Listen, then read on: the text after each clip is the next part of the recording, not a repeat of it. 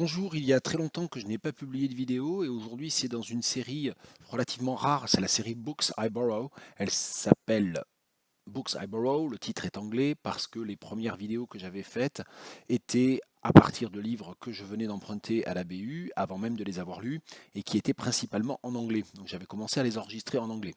Alors aujourd'hui, comme tous les livres dont je vais parler sont des livres français, il y en a un en allemand aussi. Ça serait un peu ridicule de parler en anglais, qui n'est pas ma langue maternelle, de livres qui ne sont pas eux-mêmes en anglais. Alors, je rappelle le principe de cette série qui est de raconter rapidement pourquoi je viens d'emprunter des livres avant même de les avoir lus afin d'éclairer un petit peu aussi parfois comment fonctionne le travail universitaire. Et la raison pour laquelle je suis allé à la BU, et j'emprunte très souvent des livres et je fais pas très souvent des vidéos, les vidéos je rends des livres sont un petit peu plus fréquentes, mais je suis très loin de faire une vidéo je rends des livres à chaque fois que je rends des livres, hein, très très loin de ça. La raison pour laquelle je suis allé à la BU ce matin pour emprunter des livres, c'était parce qu'en fait, il fallait que je voulais vraiment emprunter ce livre-là, le livre de Nicole Belmont, Poétique du conte, qui date de 1999. Et Nicole Belmont, je ne la connaissais pas du tout. C'est une spécialiste d'oralité, notamment du conte, de tradition orale.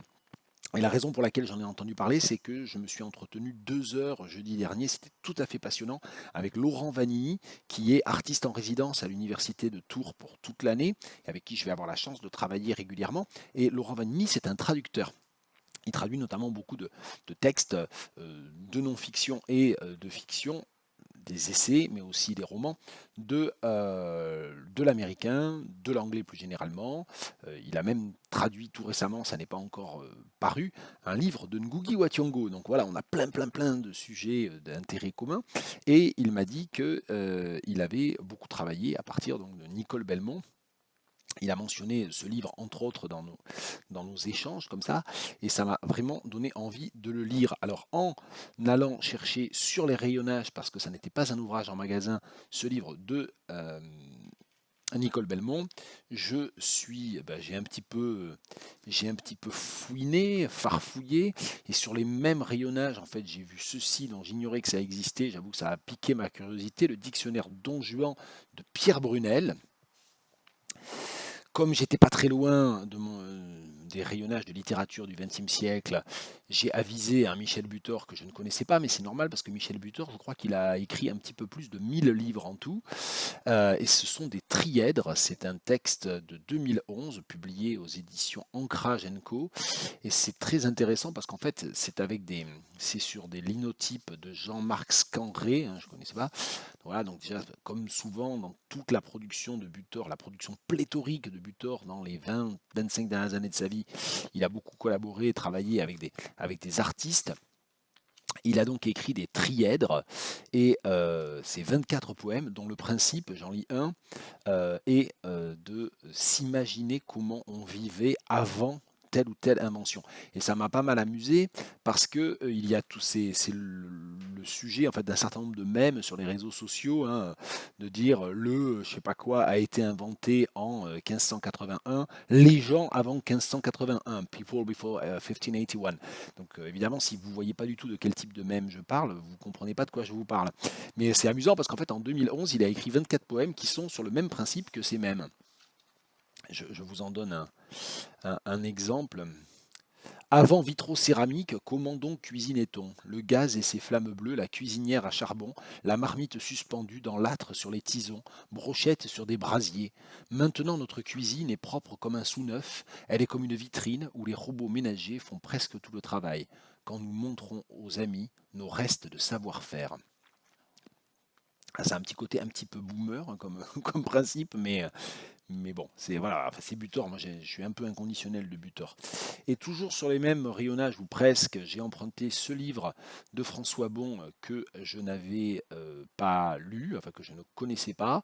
J'avais lu un certain nombre de textes sur les réseaux sociaux et sur Facebook, sur son blog, liés à ce projet autour du lac de Grandlieu. En fait, c'était surtout, d'ailleurs, je dis des bêtises, c'était surtout sur YouTube, en fait, parce qu'il avait fait plusieurs vidéos écriture sur ce sujet-là. Donc voilà, c'était l'occasion de l'emprunter. C'est chez Joka Caceria, sachant que maintenant l'essentiel de ce que publie François Bon, c'est chez Tiers Livre Éditeur, c'est-à-dire sa propre maison d'édition, en auto-édition en quelque sorte. Pierre et Ilse Garnier, parce qu'en fait je connais très très mal leur travail, et ce sont les inventeurs, l'inventeur et l'inventrice du spatialisme, hein, d'une sorte de poésie. Voilà, bah tiens, on va ouvrir, hein, on va voir. Donc j'ai emprunté ce livre-là, après avoir un petit peu hésité avec deux, trois autres d'ailleurs, hein. Donc vous voyez un peu, ça c'est les poèmes spatialistes. Et puis il y a beaucoup de... Voilà, ça c'est...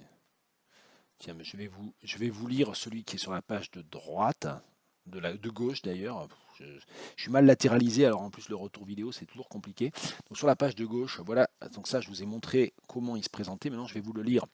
Ding ding ding dong ding ding ding dong ding dong dong dong ding ding ding ding ding ding dong ding ding ding ding ding dong dong ding ding ding ding dong dong ding ding dong dong dong ding dong dong dong dong ding ding ding ding ding ding dong ding ding ding ding ding dong dong ding ding ding ding dong dong dong ding ding ding ding dong dong dong dong ding ding ding dong dong dong dong dong ding ding ding dong dong dong dong dong dong dong ding dong dong dong dong dong dong dong dong dong dong dong dong dong ding dong dong dong dong dong ding ding dong dong dong dong ding ding ding dong dong ding ding ding ding ding dong ding ding ding ding ding ding dong dong dong dong ding dong dong dong ding ding dong ding ding ding ding ding ding ding ding ding ding dong ding ding ding ding ding dong dong ding ding ding ding dong dong dong ding ding dong dong dong dong dong ding dong dong dong dong dong dong.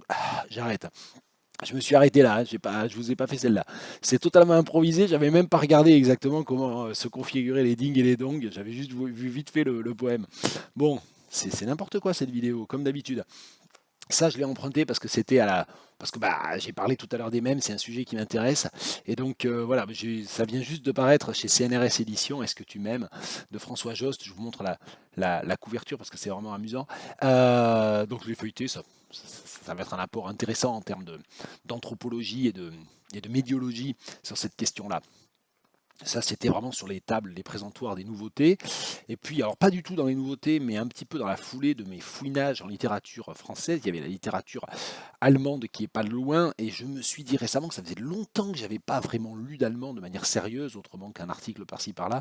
Et j'essaie voilà, de maintenir un peu ma lecture en allemand parce que ma compétence orale, compréhension et expression orale, elle est partie aux oubliettes depuis longtemps. Mais j'essaie voilà, de savoir encore bien lire en allemand. Et donc régulièrement, alors j'essaie de me forcer à lire un roman ou quelques nouvelles, au moins une fois par an. Et donc là, ben, j'ai emprunté le tome 1 des Schriften de Novalis. D'abord parce que je connais assez peu Novalis, donc déjà ça va être l'occasion de... Il y a des lettres, il y a des poèmes, donc si j'ai pas le courage de lire des choses plus longues, ben, je lirai déjà ça. Et puis il y a quand même, je ne veux pas dire de bêtises, il y a là-dedans, oui, mais il y a Die Lehrlinge zu Seyss, et puis il y a surtout Heinrich von Ofterdingen, qui est un des grands, grands classiques de la littérature romantique allemande, que j'ai jamais lu en fait, et qui est quand même assez long, qui doit faire plus de 100 pages dans cette édition-là, je ne veux pas dire de bêtises. Je suis en train de dire des bêtises, je crois. Oh, il y a un vieux...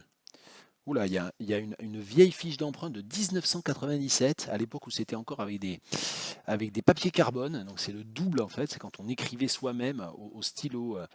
J'ai pas connu cette époque-là, je crois, et ça a été emprunté par Jean-Louis Bacchès, un grand comparatiste français, me semble-t-il. Voilà, donc si ça se trouve, ça n'a jamais été emprunté depuis 1997, et donc je passe 25 ans après Jean-Louis Bacchès.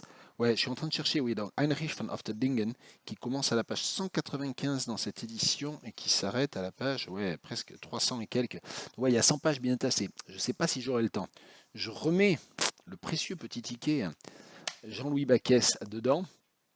Et puis en fait, j'y suis allé en 2 fois ce matin à la BU parce que j'y suis reparti parce que je vous raconte pas dans le détail, mais j'ai eu des échanges sur Facebook pour le coup avec une très importante et dynamique africaniste qui travaille notamment chez Cartala et au CNRS, Ella Raberto. Et il se trouve qu'elle va animer une séance de séminaire à Bordeaux en novembre, séminaire auquel je ne pourrai pas assister, mais autour de la question de la traduction et surtout de l'universel latéral, cette formule de Merleau-Ponty que s'est réappropriée et qu'a mise en avant Souleymane Bachir Diagne.